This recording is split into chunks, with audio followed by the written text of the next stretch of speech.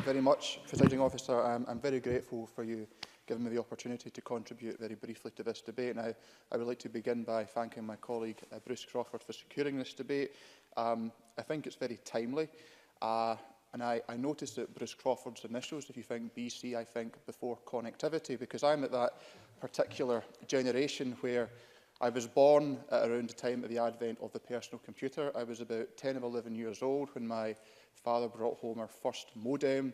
I was about 18 years old when we got broadband in the house for the first time, and I was about 21 years old when Facebook and MySpace and other social media platforms started to emerge.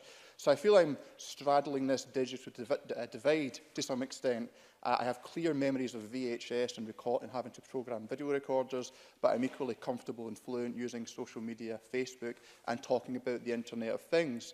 And I find it very striking in conversations with people who are genuine digital natives, people born this side of the millennium, and how fundamentally different their worldview is to my own worldview, having been immersed in this digital world. Now, the reason I state this as a preamble is because many contributors have made reference to the fourth industrial revolution. It's a neat term. It's a sort of term that we have actually to somewhat become rather accustomed to. The use of words like revolution. We live in an age of slick marketing companies and PR organisations, and so terms like fourth industrial revolution can sound a bit glib, and we perhaps don't take them as serious as we should. But at the heart of this fourth industrial revolution will be connectivity, and the project that City Fibre and Gigabit Cities as an entity is engaged in is something that will facilitate 5G technology. And 5G will really be the bedrock of this fourth industrial revolution. And I genuinely believe it will be a revolution for good, as we have discussed, but also with potential for bad. And by revolution, I mean it in that broader sense, an event as of signal importance as the agricultural revolution, the invention of cities, the industrial revolution, the splitting of the atom. Because how we live our lives and how we engage with each other can be changed in such a way it's so profound it can be difficult for us to comprehend.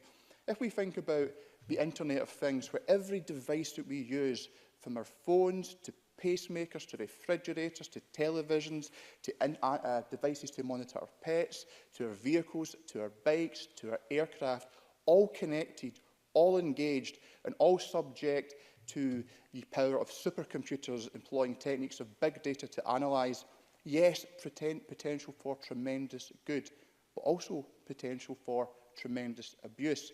And I think it's incredibly important as politicians, when we discuss the fourth industrial revolution and 5G, that while, yes, we talk about the benefits and the transformative... Absolutely. Finlay Carson. You talk about the potential for there to be bad, but you also recognise how important ensuring it's spread over every community and it reaches right into rural communities, because the potential of 5G to exclude people is probably greater now than it's ever been, with a digital divide potentially causing real division between socially isolated communities and cities. Tom Arthur. I thank the member for that intervention. I agree entirely. I think it can be a geographical divide, but I think there's also the danger of a demographic divide. And it's incredibly important we address that and make sure that the gains, the fruits of the fourth industrial revolution that 5G will power and enable, that they are enjoyed by everyone.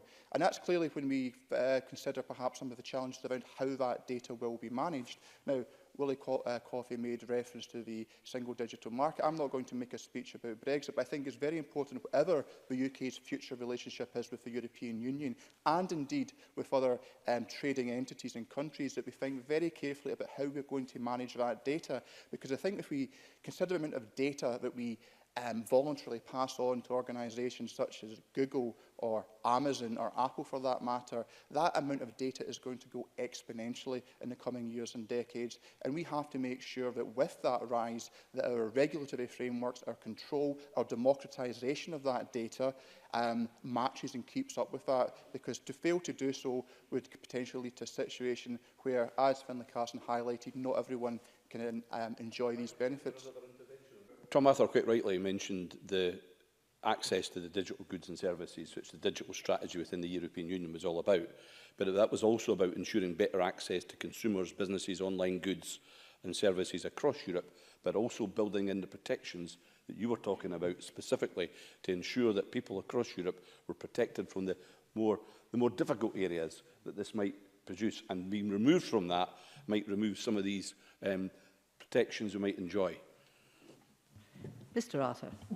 I agree absolutely, and I think it's really important, and not to be overly partisan, but whatever happens going forward with regards to Brexit and the future relationship with the European Union, I think it's important that we talk about these difficult and challenging areas. There's been very many conversations about the backstop and other areas and the various political intrigues, but I think it's important that we in this Parliament and elsewhere give an airing to more of these issues, because they are fundamentally important. They're the heart of what the European project is about, and regardless of what the future relationship would be, it would be a dereliction of duty on our part if we did not give that full scrutiny. Anyway, I've indulged you somewhat, Presiding Officer, so thank you very much for the opportunity to speak in this debate, and thank you again to Bruce Crawford for securing it.